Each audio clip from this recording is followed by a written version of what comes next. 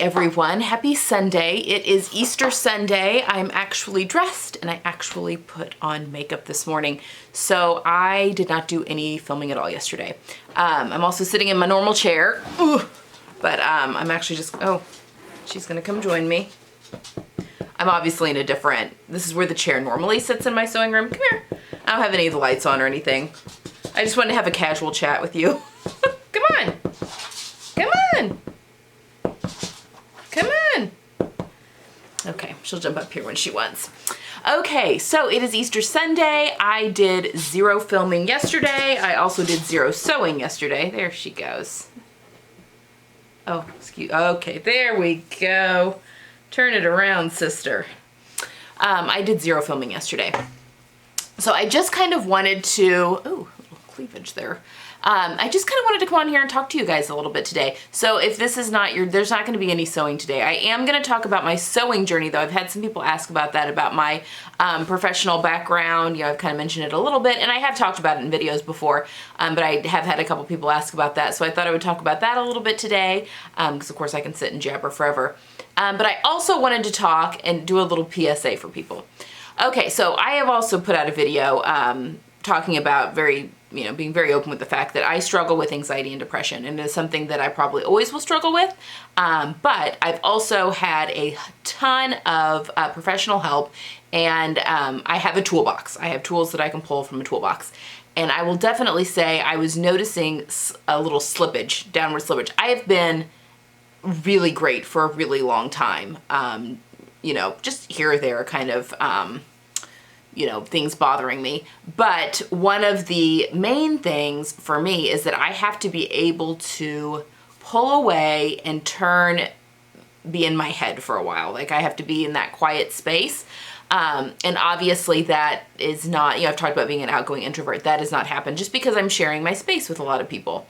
And I'm thankful that I'm sharing my space with 3 other people. I think there's been so many positives actually in this entire quarantine process. However, I've been noticing in the past few days slipping. Like I've been having some panic. I haven't had a panic attack in well over a year. But even having some slight ones, I was noticing that kind of pulling up again. Anyway, some triggers were setting me off. I was really feeling it yesterday, and so I just didn't film it all yesterday.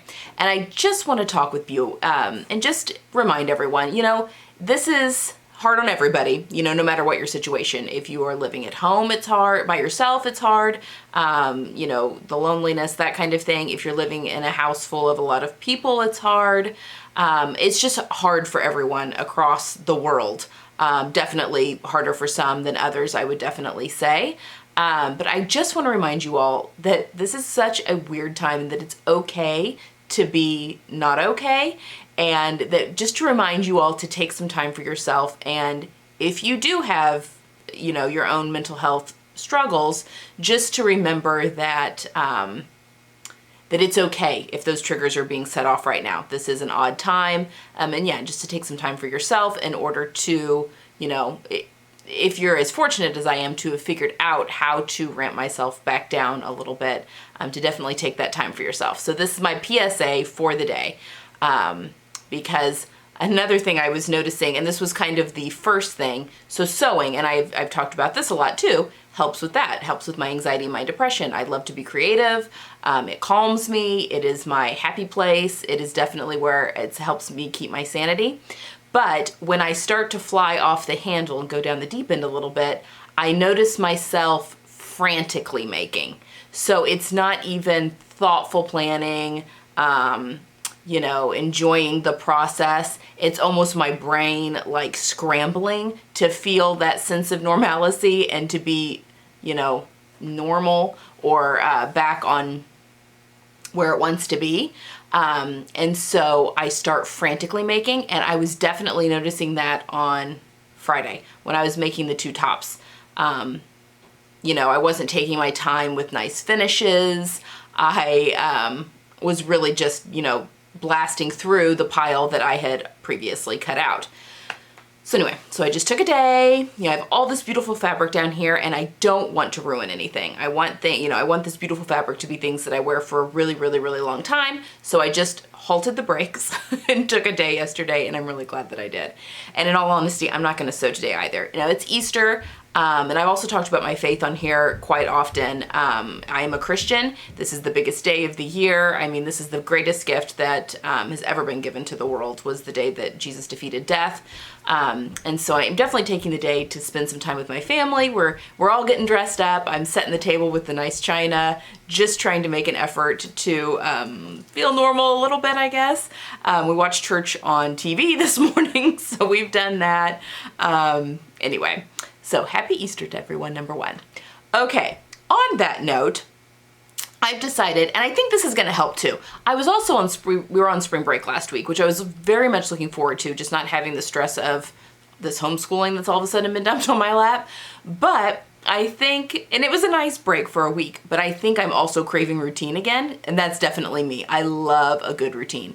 So I think tomorrow when school starts back up, in fact, I'm even gonna sit down with my planner tonight and write it out just as if things were, you know, back to normal. Like I lived and died by my planner beforehand. And I'm actually gonna sit out and plan out my week. I'm gonna do some house cleaning this week. I'm a big dork, totally break my house up into zones so that I'm not cleaning all the house at once. I'm gonna bring my minions in for that since they're home anyway. But I'm gonna break the house up into the zones. I'm actually gonna do some house cleaning this week. I'm going to obviously be helping with school and that kind of thing. I will be doing sewing this week, but I'm really just going to focus getting back on a routine. And on that, I'm also filming my outfits every day this week. I'm gonna do a video, I guess, not this coming Tuesday, but the following Tuesday on a week's worth of outfits. In quarantine. So I'm really gonna make an effort. I probably won't wear makeup every day, but maybe just like a little bit. Definitely just making more of an effort to, you know, get dressed and to feel a little bit somewhat normal. So that is my plan going forward. And I do think getting back into a routine with school starting back up tomorrow is gonna help a little bit, although, you know, it's gonna come with its own stressors, but we'll cross that bridge when we come to it. All right, so enough about that. That is why this is just a one-day vlog. That was a long-winded story. So I've had a couple of people that have asked about my background in sewing. So while I'm down here waiting for my eggs to hard boil for my deviled eggs, I thought I'd come down here and talk to you guys. So, okay, my background in sewing. I did not learn to sew until I was 6 months pregnant with my twins. So it would have been 2006, and I could not find baby bedding that I liked that was gender neutral. I knew I was having a boy and a girl, and I like bright color. I mean, obviously, you guys know I like color, and I couldn't find anything gender neutral that wasn't like tan or just like real bland. So I talked to my mom, and I'm like, and I definitely have always been interested in creative things. Like I, did paper crafting for a while. I learned to knit for a little bit. Like I definitely had a need to create. So I told my mom, I said, let's just make it. Let's make their baby bedding. What else are we doing? So she bought me a, well, gosh, and now I'm thinking about it though, because I'm looking at this picture of me opening up my first sewing machine, and I was newly pregnant when that happened. So I must have asked for the sewing machine first. So I got it for my birthday of 2006. And so I was only like 6 or 7 weeks pregnant. I did know that I was pregnant with twins, but I did not know, obviously I was way too early to know if I was having boy or a girl, and I definitely not started shopping for the room yet. So I must have just decided I wanted to learn to sew. And then when it got to a certain point, I was like, well, let's just figure out how to do this baby bedding. So anyway, my mom, with her very rudimentary sewing skills, we sat down. Although she's much more talented at sewing, she just doesn't practice it than she says. Her great aunts that were basically like her grandmother were professional seamstresses, and I know that she picked up a lot from them, but that's another story for another day. So we figured out the baby bedding, their bumpers, their bed skirts. We made them each a little quilt. We did the valances, a couple pillows for the rocking chair that was in the room. We did all that stuff, and I was hooked. And so from that point, from 2006 until we moved here in 2011, I was just doing a whole bunch of home deck stuff, all self-taught. I was scrambling for anything I could find on sewing, and mostly craft sewing, home deck sewing, that kind of thing.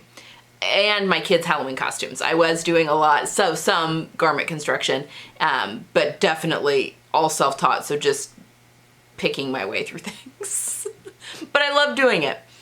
It was definitely a passion. So when we moved to Indianapolis in 2011, I took my first garment class and I met Joyce. Joyce is my mentor, and she has been a professional seamstress for, I think when she retired, it was like 45 years that she had owned her own business. They had moved around some as well. And I met her, she was teaching the class, and I met her that way. Our brains clicked. She asked if I would be interested in an apprenticeship, and I said yes. So that is when my garment construction journey started, was in 2011, and I apprenticed with Joyce. So she was getting ready to sell her business. She was getting ready to retire, but I apprenticed with her for, I don't know, it was like a year and a half, maybe 2 years. And then she sold her business to Sarah, who, when she sold her business to Sarah hired me on as her first employee. So Sarah had worked for Joyce when Joyce had her big workroom. I think she had like 8 or 9 seamstresses working for her at that point. Sarah was one of those. She did a lot of custom bridal, was mostly what she did, but also some professional clothing, custom as well, and then alterations. So I went from working with Joyce, and then when Sarah bought her business, I went to being an actual employee of Sarah's, and I worked in her workroom from 2011 until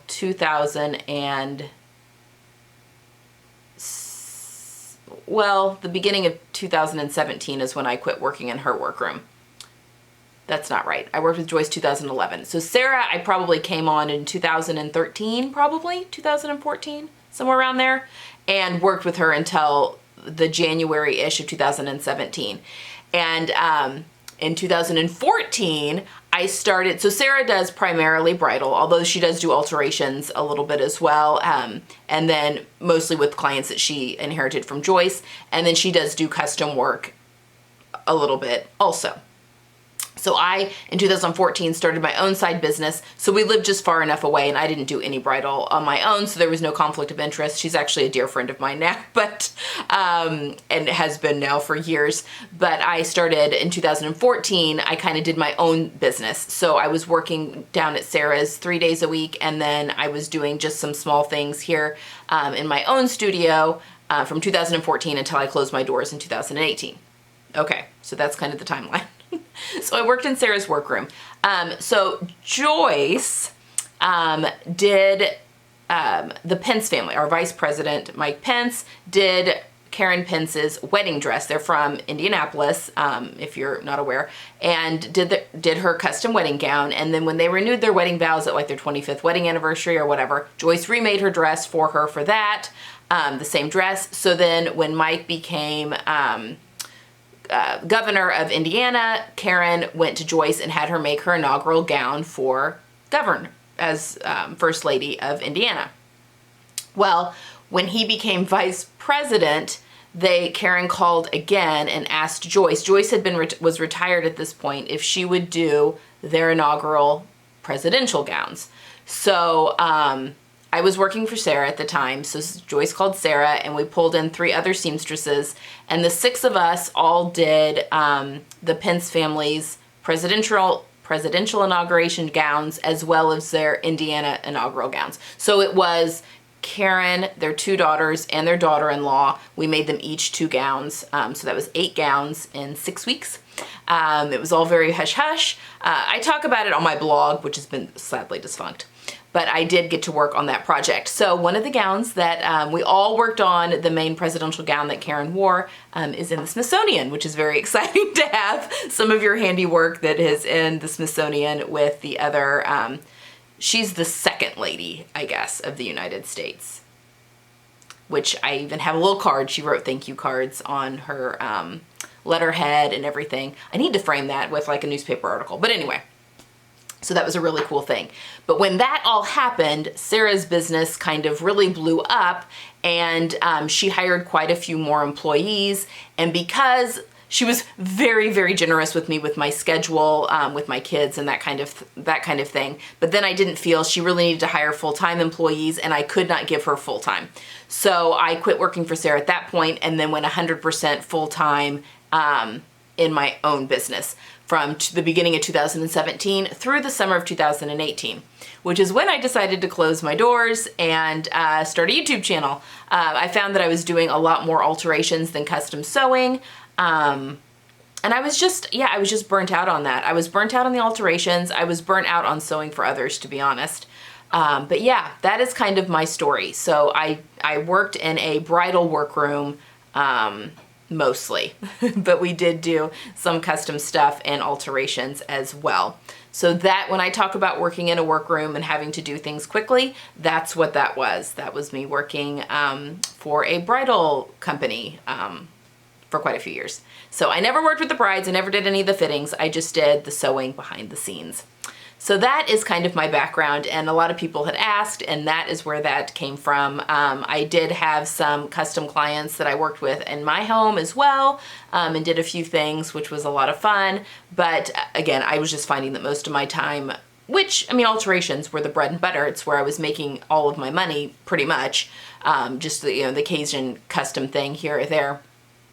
But it was time for a change, time for the business to evolve a little bit. And then I just kind of did the YouTube channel on a whim, and now it has replaced my income from having the alterations and custom sewing business. So that is my story, my sewing story, my sewing background. Yeah. So I still obviously see Joyce. I'm a friend of the professional sewing organization that I was a member of when I was working in the workroom, and then also having my own business as well. So yeah, I have a lot of professional seamstress friends. I'm still in that chapter again as a friend of, although technically I'm working again in the sewing industry, so I could rejoin as a formal member again. But I did quit when I closed my doors in 2018 from formal membership. So anyway, that was kind of long-winded, but that's my story, and that's what I'm referring to when I talk about, people were asking about me not having to line up grain lines. Well, when we were doing a whole bunch of, Sarah had a few clients where there was just some custom stuff here or there, and you just have to do things a little quicker. Or even if I was cutting out muslins for Sarah, I did a lot of that. If she was doing either custom gowns or remaking a gown, so having to do muslin parts, if she was adding sleeves or whatever. So I just had, I've just measured out grain line so much and had to do it so quickly that I can now eyeball that. So that's my long-winded answer. Okay, I have been chatting at you now for almost 18 minutes, so I hope that answers the question. I'm sorry that there wasn't more sewing in today's vlog, but again, I just wanted to give a PSA. It's okay. Even if sewing is your happy place and your place of refuge, it's okay to take a step back. I took a lot of walks yesterday, a lot of long walks, and I spent actually a lot of time in prayer yesterday as well, because I could definitely feel the ground shifting under my feet and knew I needed to get a grip on it before things got out of control, because I definitely don't want to be back in that place again. So, reminder to make sure you're taking care of yourself in this very odd time, and if that means just sitting on your couch and binge watching a series, that's fine. Yeah, okay. I hope you guys are all staying healthy and all taking care of yourselves, and I promise tomorrow there will be sewing. Okay, have a good one, guys. Bye.